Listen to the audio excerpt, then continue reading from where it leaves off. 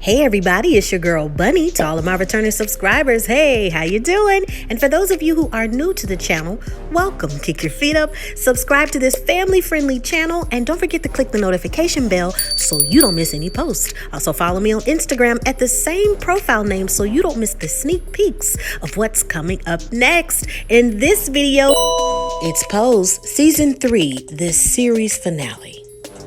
I give a full episode recap with photos offset to the side, and then I give my review at the end. No need to dig around. I have all of the minute marks in the comments. It's all coming up next. Blanca checks on a patient who complains about the pain in his tongue. He says that it feels like it's been stung by a bee. She confirms that it's thrush, and she's going to send him home with steroids and antifungals. He asked her about some new medication that's out and if he can get access. She says that if he has access to the black market, then yes, but if not, the FDA still has a hold on the medicine. She encourages him to stay strong and to know that she's been positive for 7 years and she's just fine.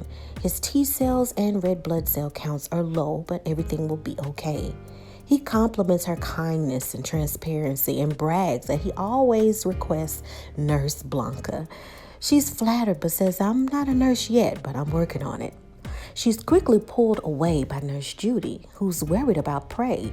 He hasn't returned any of her calls, and she found out that he checked himself in and didn't tell anyone when he was there. He figured that they would eventually hunt him down, and he was just sick of it and didn't want any negative responses about what was next. This time, it's pneumonia, and his immune system is not strong enough to fight it. He feels that this is it, and Judy is not having it. She insists that he get a second opinion and different medicine to assist him with the pneumonia. Prey has a heart-to-heart with Blanca, saying, "Now look, don't give me one of your Mother Teresa prep talks. Just let me know the facts from now on. There's no need for you to be sentimental." She asks the difficult question if he has a will, and Prey confirms that his aunt has the will and knows to contact Blanca. All Prey wants right now from Blanca, all he wants her to do in this moment is just to lie with him. They both can't understand why Prey is so sick, and Blanca hasn't been sick in over a year. He just wants to let everyone know that he was happy in his life and wants to finish his quilt panel with Blanca. He wants the sequences to blind people who didn't help in the government by its fabulosity. Blanca is overwhelmed and not ready to say goodbye or let him go. Later, Blanca hardly recognizes her patient from earlier named Troy. He's alert, very vibrant. His thrush is clear. Blanca thinks that it's all due to the antifungals, but Troy explains that he was approved for the cocktail medicine trial. Within 2 weeks, the thrush was completely gone. As he explains, the excitement in body language from Blanca goes to happiness from complete concern. She's anxious to know who approved his access. Blanca's boyfriend Chris reports that he's never had a person of color be approved for the medical trials. Judy confirms that it's the old white execs that own these pharmaceutical companies, and it's no shock how they run the clinical trials. Chris feels that the only way to get Prey on this list and to get the meds is to scare white people. They go up to speak with an exec to change things and letting her know that they're aware of the bias when it comes to the clinical trials. That out of over 80 people, only 2 people are persons of color. The ACT Coalition is prepared to make some noise to the media attention and bringing others to awareness of the foul play. The exec promises to make some calls because she actually agrees that something needs to be done, and maybe she can get Prey on the trial, but Chris wants an additional slot for Blanca. Later, there's good news. Prey and Blanca are approved for the trial, but Blanca isn't satisfied. She feels the medicine should go to someone worse off, but Chris explains that once you're sick, the damage has already been done, and at that point, it may be too late. Blanca's concerned because there's history of the Tuskegee trials and even women in Puerto Rico who were used as guinea pigs to test birth control. Chris explains that this situation is different.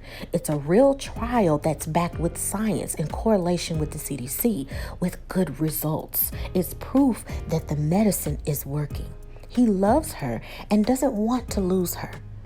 She agrees, and she gives him a hug to know that she trusts him and she'll move forward with it. She agrees, and we see Pray Tell and Blanca sign the confidentiality agreements for the trial. They cheers to old age and take their first dosage. Pray Tell and Ricky cross paths while they're out on the town, and they're happy to see one another. They take a minute to catch up and realize that it's been a while since they've seen each other, since Angel and Poppy's wedding, to be exact. The new cocktail isn't lethal, and Pray feels better about life. Ricky says that he misses Pray, and life shouldn't continue to pass either one of them by. But maybe their relationship is something not to think about right now. Pray shares his additional outlet was the gay men's choir, where he was able to use his voice. They listen and enjoy the amazing song. Pray introduces Rick to the director, and he welcomes him to the group. Before singing begins again, Ricky notices that there are individuals that have black shirts on, but they're instructed to face the back wall and not the audience. Pray Tell explains that the black shirts represents the ones that they've lost too soon. Pray and Blanca talk, and Pray expresses that the panel is a representation of him, his life, experiences, and how ballroom is just a piece of who he is. They're both happy that their last blood test showed good results, and they're happy to be able to plan and just live everything out to its fullest.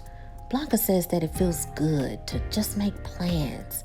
Pray says the first plan is not to work on this quilt ever again. Pray ends an evening saying goodbye to everyone in the choir.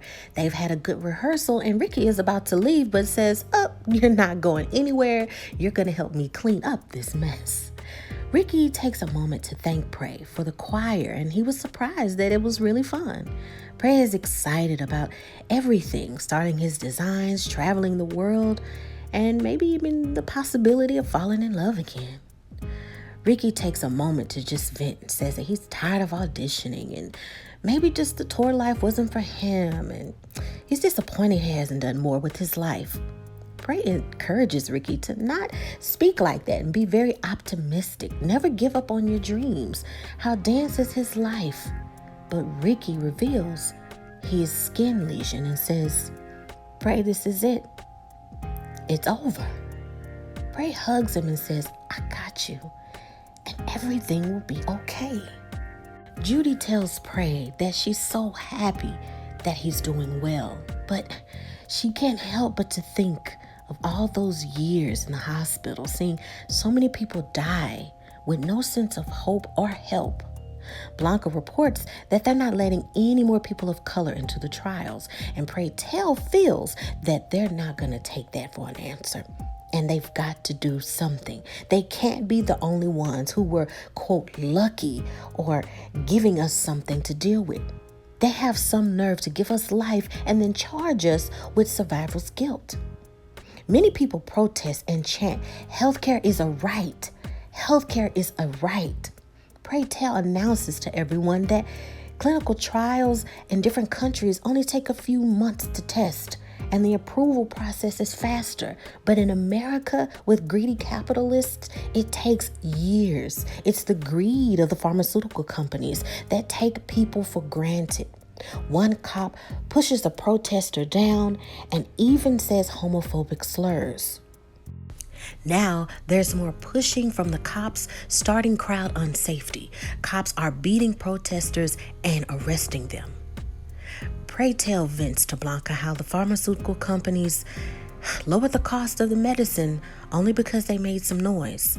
And the trials are still selective, and it's not enough. It's not fair that those companies are playing God. Pray is excited to be back in the ballroom, but feels that he's got to leave his legacy, because the last time he was there, he was a drunk hot mess. He wants his legacy to live on. He says that it might not be designer labels with his name on it across the world, but at least he made an impact to ballroom. Blanca is nervous because it's Chris's first time to a performance, and they're in a good relationship. She's just happy, and they're moving in together when his lease is up. It's almost 2 a.m., and they are the grand finale. All of the proceeds from the evening will go to members of their community who need assistance, who suffer with HIV/AIDS. The final category is Candy's sweet refrain. He announces that in 1983, Miss Diana Ross gave a live performance at Central Park and reminded everyone that no wind, no rain could ever stop her. Two of their finest divas cap off the night, Miss Blanca and Pray Tell. And they begin the song lip-syncing to each other, the first lines of, "If you need me, call me." They give a stellar performance with lots of cheers. They bring in their own rain machines and even some wind blowers, giving the audience just so much energy and the judges giving them all 10s. It's a big celebration of love and life. After the show, Chris had a good time and says that he didn't know what to expect. He congratulates everybody and tells them that everyone was absolutely beautiful and invites them over one day for a nice dinner at their place. Everyone gets ready to leave and Pray is very happy for Blanca, gives her a hug and whispers in her ear, "Ain't no mountain high enough." As they leave, Pray says, "Hey Doc, keep her safe," and Chris responds, "I will." Pray gets home and plays Aretha Franklin's "I Say a Little Prayer for You." He evaluates himself in the mirror. He uses cold cream to remove the makeup, and then it reveals just his face and emotion, showing contentment with what he sees with a slight smile before going to bed. The next morning, Ricky stops by and scoffs about, "Hey, are you still in bed?" Walking closer, he sees that Pray is unresponsive, with his eyes wide open. Ricky tries CPR, but there's no response. He calls 911 and holds him in disbelief that there's no physical reaction. Judy tells Blanca that Ricky is up front, but he has unfortunate news. He tells Blanca they tried everything, and Blanca collapses into Ricky's arms with tears and screams. The family meets for dinner, but no one speaks, even with Blanca encouraging everyone to eat and that Pray wouldn't want them to be quiet. They don't understand because he died so quickly and it seemed like the meds were working and everything was fine. Nurse Judy explains that even in clinical trials, they also give placebos. Him getting better could have had something to do mentally, which probably had a positive effect on his health. His activity was probably too much for his immune system.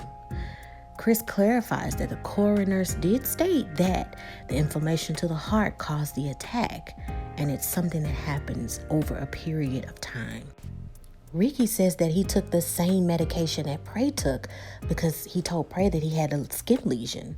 He said he had a hookup with the doctors in the trial. So I had been going to his place for 2 weeks, and then after that, a couple of months followed. So I figured that he was just getting more meds. The lesion went away, and I got stronger and better. But Judy says that's impossible. I mean, with these clinical trials, it's already difficult to get into them. I mean, and then also with the doctors and the protocols, nobody was getting any extra dosage. Ricky realizes that Pray was giving him his meds. Blanca selects photos of Pray and thinks about his life. She gets a knock on the door to see that it's Pray's mother. She wants to speak face to face, mother to mother. She brought over Pray's ashes, but left the other half for her. She figured that being a mother, she'd understand, and maybe Pray wouldn't mind that she kept some to herself. She begged her sister that, "I'm the mom, please let me take control over this. I mean, he gave my sister the power rights of attorney, but I just wanted those last moments, and she granted me those wishes." She thanks Blanca for loving him the way that he was, but she needs her help to fulfill the last few requests.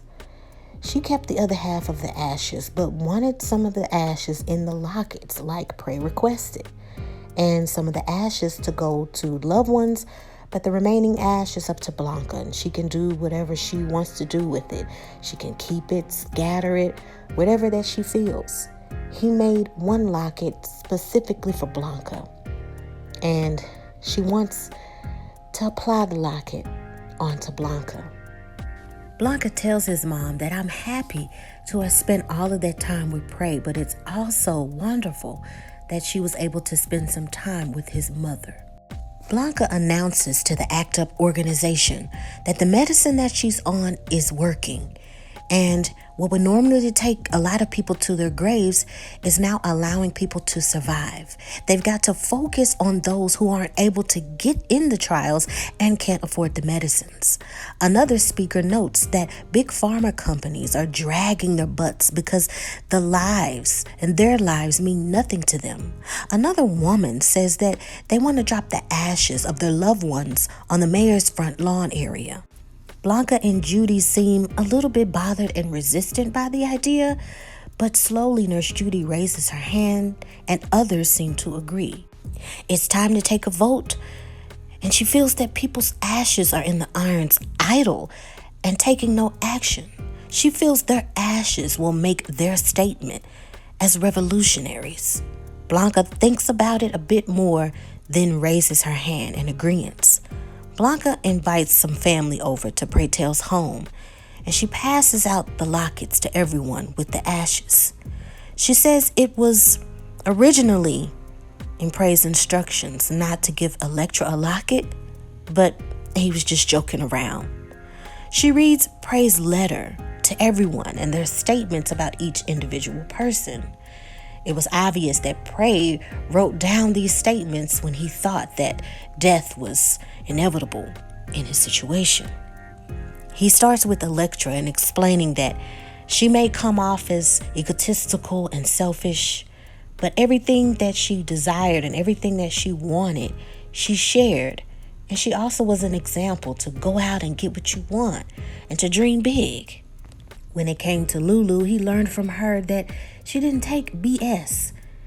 And he thought about her when he needed strength, because she was the one that could make him laugh. When he talks about Judy, he says that she made him believe in the goodness of white people. That gives a much needed laugh. When it came to Angel and Poppy, he admired their romance and love and hope, and showing it as an example that true love does exist and they are signs of the future. To the council, Manhattan, Castle, and Jack, he says that the fellas had moments of everlasting friendship and they left over a legacy to the ballroom, and that he loves every moment that they shared. To Ricky, in his eyes, I was never old. I didn't need to put on a show. There was no show given. And with him, I wasn't sick. I was just me. Angel wants to know what he wrote for Blanca, and she says he wrote nothing. When it came between me and Prey, there was nothing that was untold, or there weren't things that were not said. She explains that there are remaining ashes, and it wasn't Prey's request, but she feels that her next action he would agree with. The ACT UP march proceeds.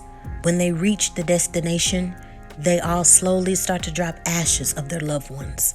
There's a montage of protesters being beaten, Blanca finishing Praytel's quilt panel, and then finally dropping Prey's remaining ashes. We also hear the choir, and now the display of all of them in black shirts facing away from the audience. It's 1998, and Chris and Blanca celebrate with a cupcake and a candle because they are celebrating a few things.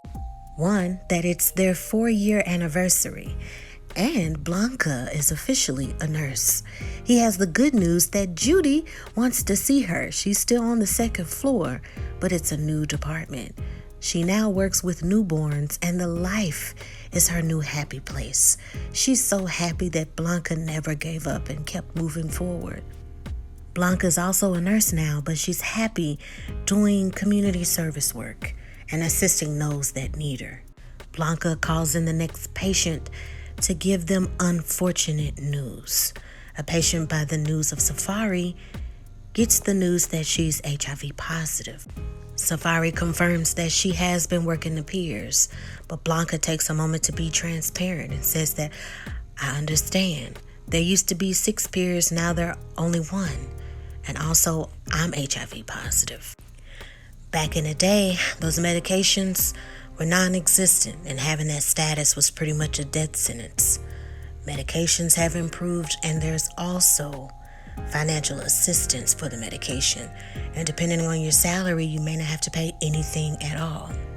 She also gives her a post-it note with an address on it and invites her to a special program on Saturday.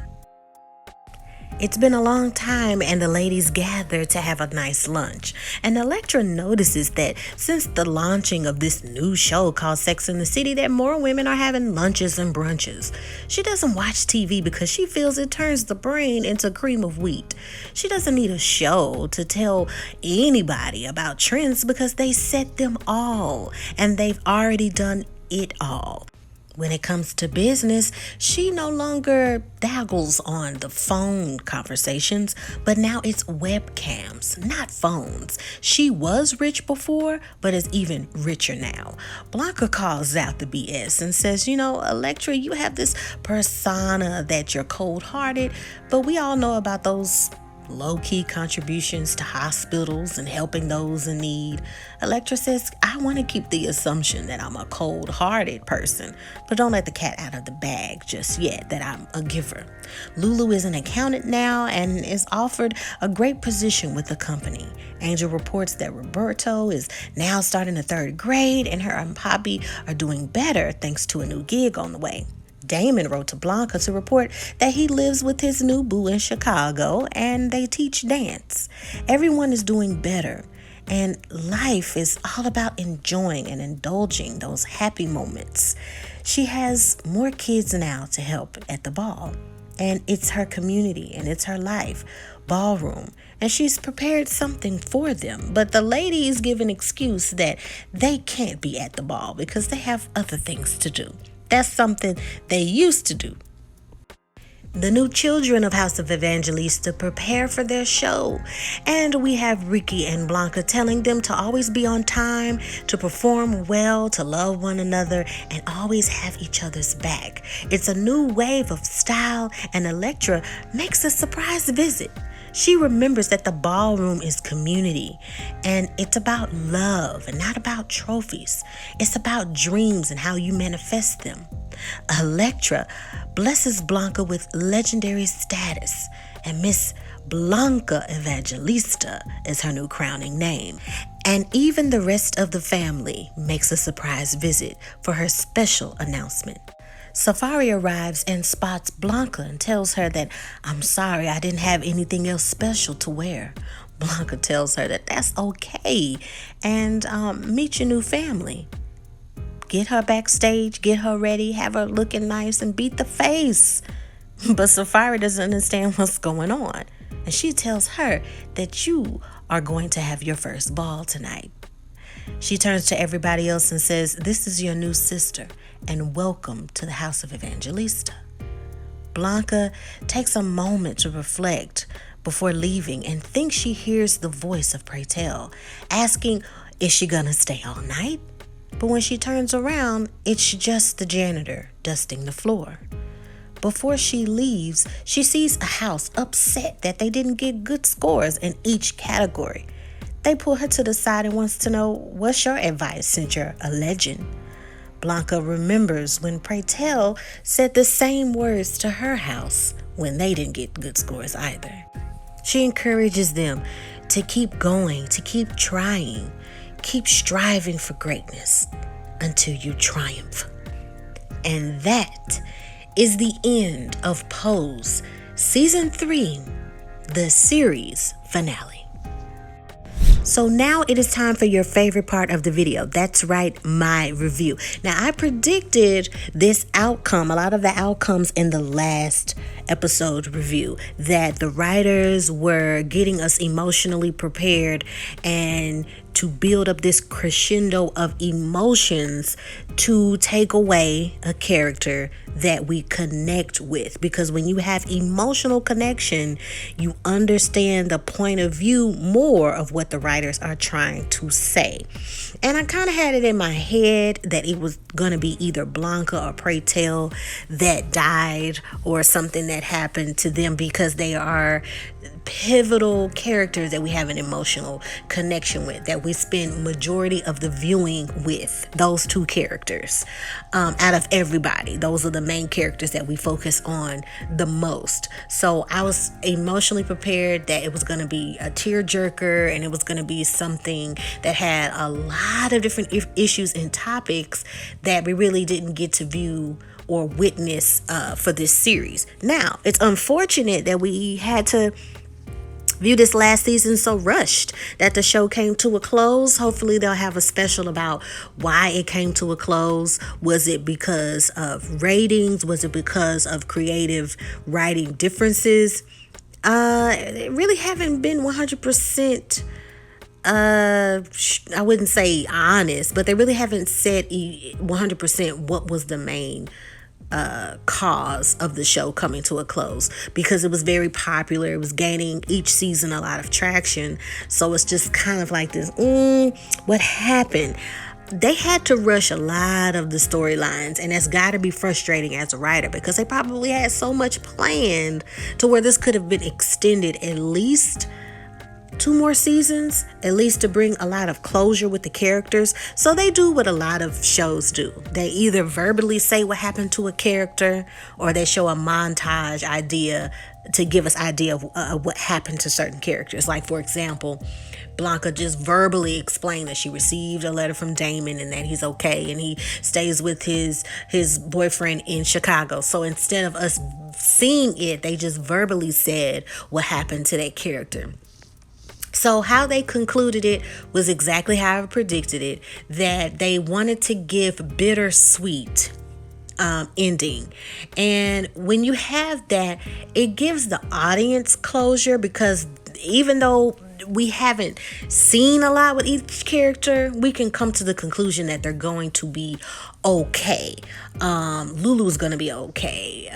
Poppy and Angel are going to be okay. So it's just kind of like these confirmations that people are okay. Now, there were some cheesy moments. I can't lie. Blanca giving an inspirational speech every 5 minutes was a little annoying, but that's her character. And then also it was very frustrating to me that the character of Pray Tell had to go, because it's just like, really? And it was cheesy, kind of, that we had what's his name, Ricky, say to the new house of Evangelista to say, oh, if I can take a break from rehearsing with Destiny's Child, then you guys can be on time. It was kind of like, okay, like, all right. But what that did, even though it was a cheesy line, what it did was it showed us that he was living his dream, right, as a choreographer, and Pray Tell's sacrifice didn't go in vain. So it's kind of like this confirmation to the audience that he made something of his life and changed his life around and lived each moment to its fullest. So it's giving us confirmation that what Pray did wasn't wasteful. Okay, so I sat and thought about it, like, oh, why did they write that? Why didn't they just say he was, it's like, come on. But it's giving peace to the audience, and it doesn't leave you all emotionally out of whack with a lot of stuff. Don't get me started on The Sopranos, when it just went black, So some people are content with it. May not be the ending that you wanted, but at the same time, it gives some sort of closure. Whether you agree with the methods or not, it gave closure on that. That Blanca's fine, that her health, that there are medications for people. Another thing that's just really, really, really important was that this show had to really hurry up and push a lot of topics. But the fact that they were able to cover so much within that one episode was actually masterful writing. And let me explain. They talk about several things when it comes to pharma companies and hospitals, right? And medicine. That in real life, there are clinical trials that exclude people of color from living and being healthy. That is a current situation that unfortunately still happens due to systemic racism, right? And sociological, economical issues, money, ethnicity, location. These are all still big topics and big things that need to be discussed every day, because lives should be important. And like Pratel's line said, how dare they, have the nerve to play God and drag their feet on things that could save and help people. That's a topic. We bring up the topic of mistrust of people of color in the medical industry, in the medical field, with pharma, because of these issues going back so long ago, with just two things that she mentioned: the Tuskegee trials, right? That matter. Also, the story about women who were guinea pigs, which is true. Those are true stories. And also, we have more discussions of the fatalities when it comes to women of color dying from giving birth, because doctors and nurses don't take their pain as seriously. And you see those numbers statistically different with white women getting those services and getting that help that women of color don't get. This goes back to the history of gynecology, when the quote-unquote founding fathers of the study of gynecology used black slaves and women and didn't even give them anesthesia, because they felt that black women didn't have pain. This is history, people, okay? And they just gave us a salt grain taste of what's happening and what's going on. And these are things that should be happening. And that even goes to present day, when we're talking about vaccinations and when we're talking about the pandemic and the differentiations of people of color and white people receiving the vaccine, because of these fears and the mistrust in the medical field. And it makes sense that people of color are more hesitant of taking it because of fear and because of things that still happen in 2021 of the misuse and the mistreatment of people of color. So it's just this trust that's gone, not only judicially, legislative, right? It's everywhere. So it's this, you start in this medical trial within this storyline, and it's something that's true, that you had successful medicines that were happening with white people, and they were getting healthier quicker, and statistical evidence showing that if people of color were involved with the trials, that it was highly likely that they were getting placebos. So this is something that they sprinkled in, which I thought was genius, because they're putting in you being emotionally connected with the characters to where you care and you have an emotional attachment to what they're fighting for. So that even though you have the cheesy lines and you have things that are happening where you're like, that's not realistic, it's opening your eyes to things that maybe that you didn't see or understand before, which is good writing. Billy Porter did an absolutely amazing job, especially in the scene of listening to the Aretha Franklin, putting on the cold cream, going from one viewpoint of expression with makeup and art and clothing and the lifestyle of the ballroom, to stripping all of that down and just looking at himself and finally having contentment of what he saw.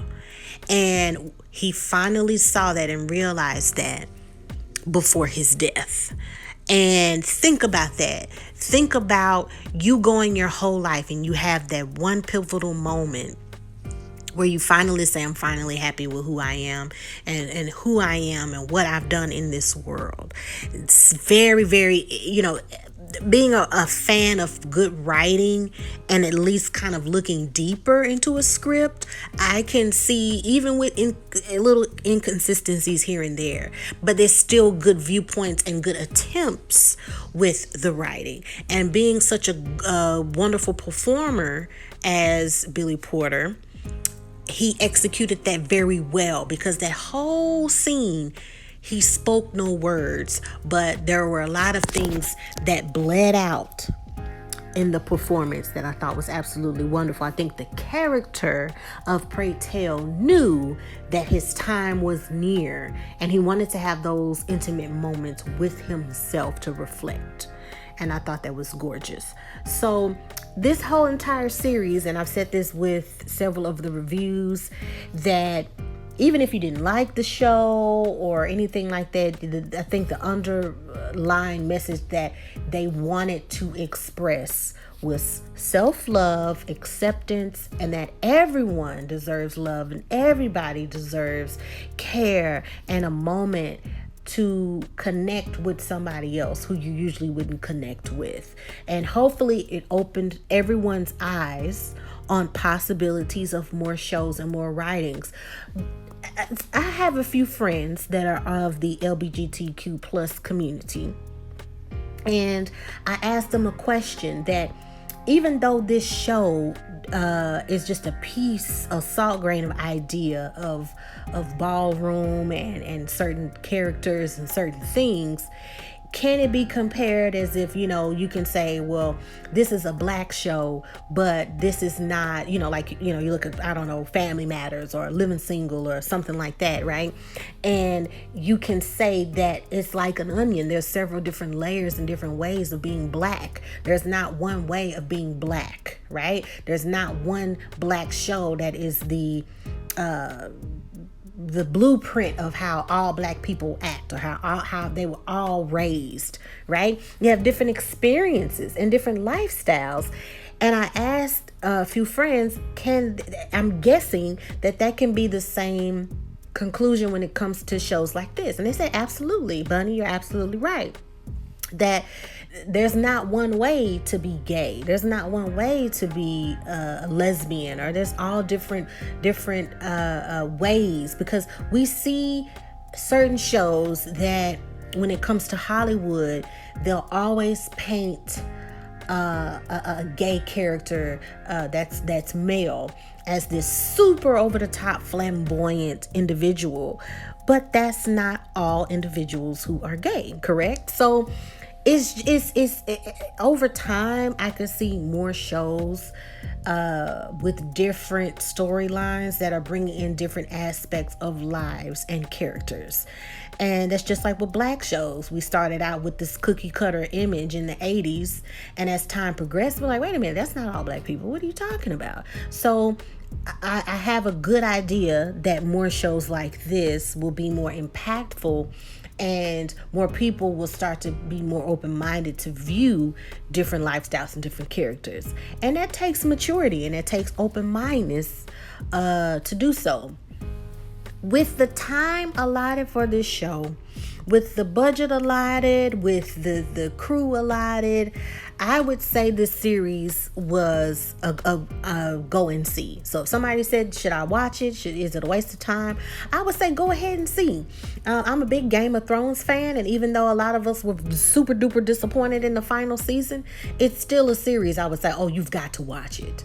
That once, a few episodes of the last season didn't diminish the amazing cinematography and the amazing war scenes and the awesome writing of the entire series. Like, it's still a go and see series. Pose, I feel, is a show that you still would be a good watch and see, just to get associated with the characters and just to experience Pose, which I thought was great, because this is just the beginning of more viewpoints to see and to watch.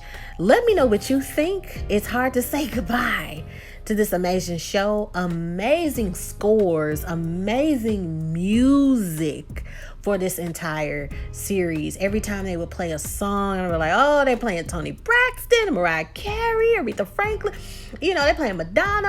Sometimes I look at this episode like it was just perfect timing with a lot of the songs that they would put in the episodes. It was absolutely beautiful.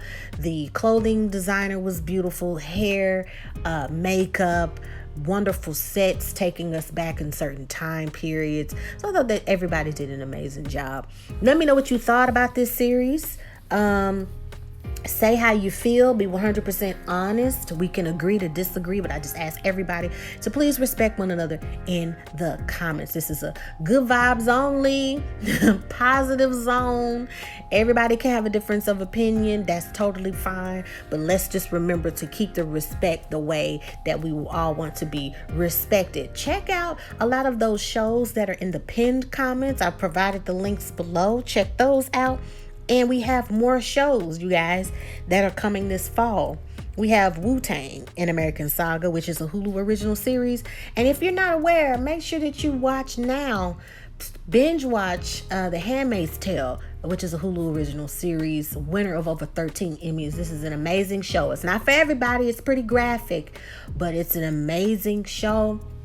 If you've never seen it, I need you to binge watch and catch up with us in season 4. It's a wonderful show. Check that out below. Like this video. Thank you to everybody who watched all of my reviews for season 3 and all of the reviews for the previous season as well. Until next time, take care of yourself and each other. I encourage you all to keep watching. And you know my motto, when one show ends, another one takes its place. So this is not the end. There's more shows coming.